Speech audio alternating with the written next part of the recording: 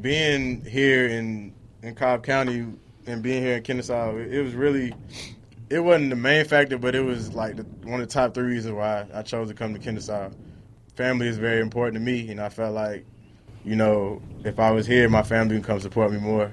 I feel like it's just been an easier transition that way, because, if I live out of state and I'm homesick or something like that, it's a longer process. I might have to get a flight or something, but I'm basically 15, 20 minutes down the road. So whenever, I need to see my family or, we got to do anything family related, I can just go down the road. And I think that's better and made my college experience more enjoyable, I would say, on my end. When you came here, I don't think most people realize you were a walk-on, which there's absolutely nothing wrong with that. Tell me how your goals have changed, though, because when you come in as a walk-on, your goals are different than they are when all of a sudden, here, fast forward 4 years later, you're a captain overseeing the program. How have your goals changed, and the process that you went through in changing the way you said about making your goals? When I first got here, like you said, I was a walk-on. My goals were basically, I was just, every day in practice, I was just trying to impress the coaches, to show them and show my teammates that I belong on this level. So, I didn't have any days off. I had to work hard and work for everything that I got, and it ended up panning out. But now it's different because I have more responsibility. I'm a captain. I have to, I have more things that I have to think about. It's not just about me. I'm not saying that it was just about me when I first got here, but it was a more difficult path, and now the expectations are greater for me because, I'm a little seasoned. So people look to me for guidance, and just on the court as far as that, more people know me. Like when I was a walk-on, of course, nobody's going to know you because you probably weren't even on no scouting report or nothing. But now, everybody know I can shoot and blase. So it's my preparation is different because I have to find different ways to help the team other than just, shooting, and I have to be a leader on the court. So my goals are definitely different this year. Spencer, sorry. The question I have for you is kind of an unorthodox question. The coach that recruited you unfortunately didn't get to stick around to see you play. What type of transition was that? Because you build a relationship going through the recruiting process. You build a relationship with that coach, and then you come in, and then he's not there. How do you reassess yourself and the program where you're at? And, did you go through a period of, well, do I really want to stick around? Should I have taken a different option? Do I still have those options? Or were you were happy to be here because you were set on Kennesaw as a whole? Right. Well, the coach you're talking about is Coach Black. Mm-hmm. I did get a relationship with Coach Black, but I really got over it. I didn't get over it. I still miss Coach Black to this day, but I got over it faster than I thought, just because of the simple fact that I felt blessed to be here. Because when Coach Black actually came and saw me play, he wasn't coming to see me. He was coming to see someone else. And he told me he happened to stick around. The player wasn't there that he came to see from the other team. And he happened to stick around, and he saw me play that day. So that's what helped me stay here and want to be here, just because I felt like it was a blessing for me to be here. Even though he left, if he would have never came and saw me, I would never be here. Now, does it help having a coach like Coach Ingle and like Coach Roth and Coach Robinson? And I'm not going to include Coach Hull in this one yet because you guys haven't played for him yet. But does it help having a coaching staff like that where you truly have genuine guys who actually really do care about you as young men? Does that make that easier? Right. That's why it's easy. That's why it was easier. When I say easier, but the past 2 years we haven't done as well as we wanted to. That's what made it more easier and make you want to stay here and get through the hard times, because these coaches actually care about your well-being. It's not just basketball. Everything's not just basketball, because if you listen to 9 out of 10 conversations, it's about life in general, how you grow as a man, and how you treat your families later on in life. And it's just they care about you. They care about you, and in turn we care about them. So it's hard to turn your back. You know what I'm saying? It's hard. I love it here, to be honest. Talk about just you mentioned how much you learned from the coaching staff. What's the greatest piece of advice so far that you've gotten, not on the court but off the court, from Coach Ingle or anybody from the staff? The thing that I learned the most, one of the biggest things I learned from Coach Ingle, he always talk to us about this all the time, about being a man, is, your family's not going to take on the wife's name. They're going to take on your name. And he's big on just you being a better man, not just a better basketball player or just a better student, just your, like Spencer was saying, your well-being as a human being. So that's probably one of the biggest things I've learned from Coach Ingles so far. For me, people tell you this all the time where if you point one finger, it's 3 point back at you and whatnot. But Coach Ingles actually goes in depth with that concept. He told me, he tells the whole team, this is one of the main things I learned from him. He says, an inferior man blames others, and a superior man blames himself. So while you trying to blame other people for everything that happens, you still got 3 fingers pointing back at you. If you look at something that you did prior to what you're blaming someone for, it's something that you could have done to change that. So in the end, that's one of the main things that he taught me. Just don't blame other people. No matter what happens, don't blame others. You blame yourself.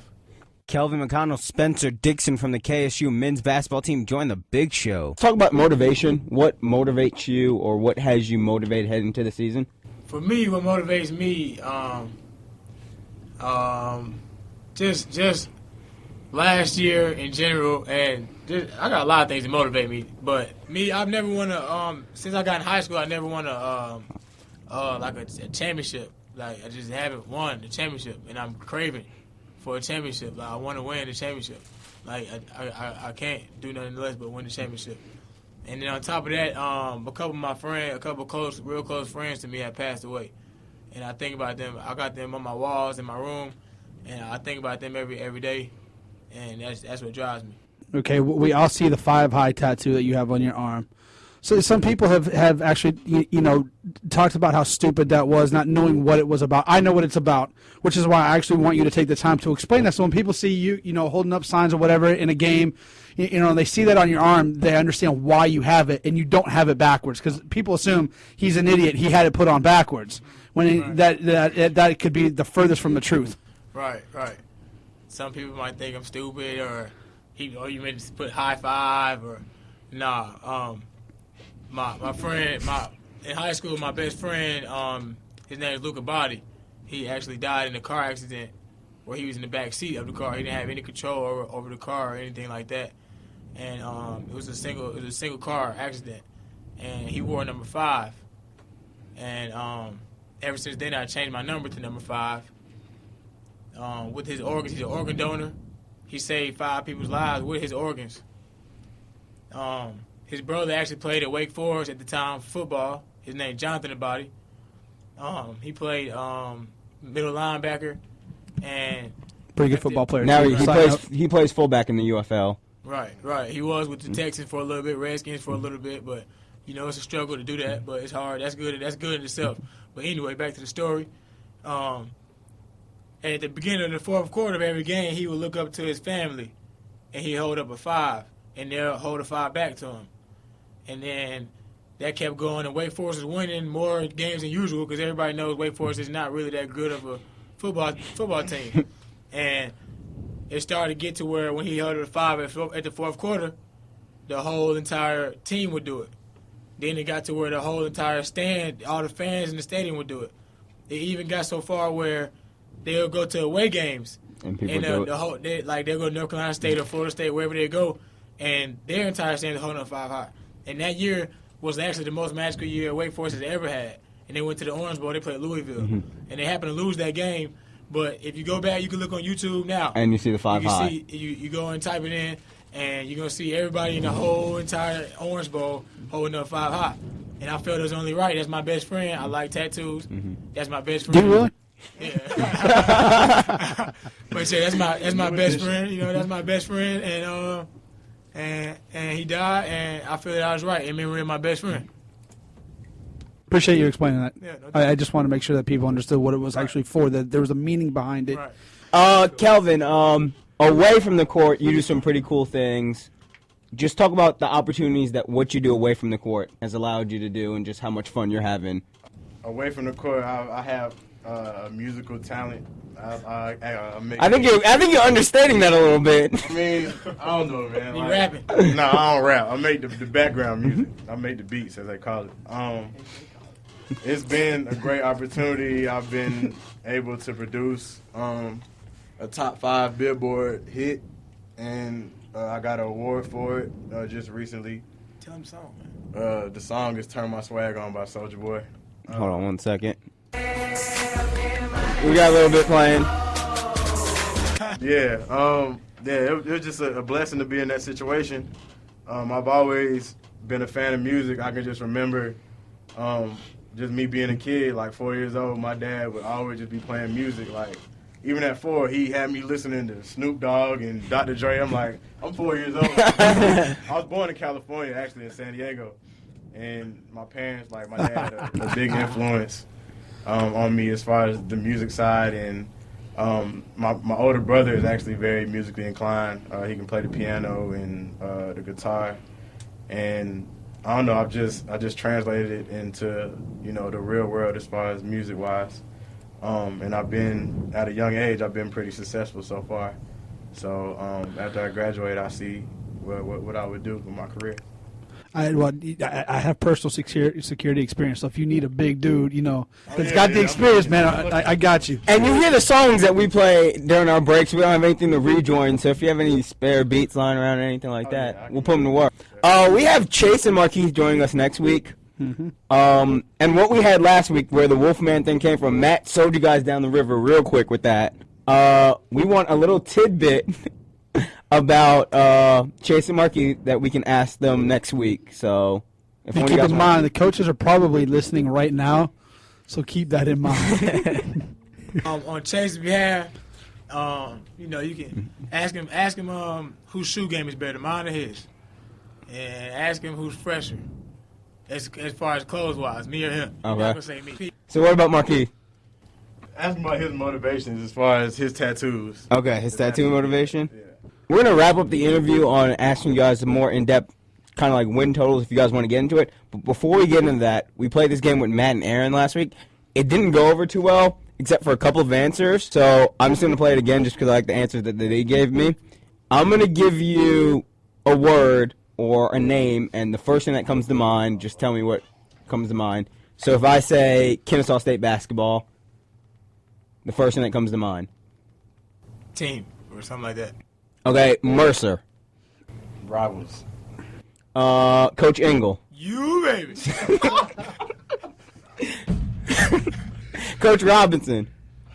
Hilarious. Unique. I'm saying, something. Coach Roth. All you got to do. He says all you got to do all the time. Jeff. Big Jeff. See, that was nice. And the last one is Grits. Undercover character. Grits. World champion boxer.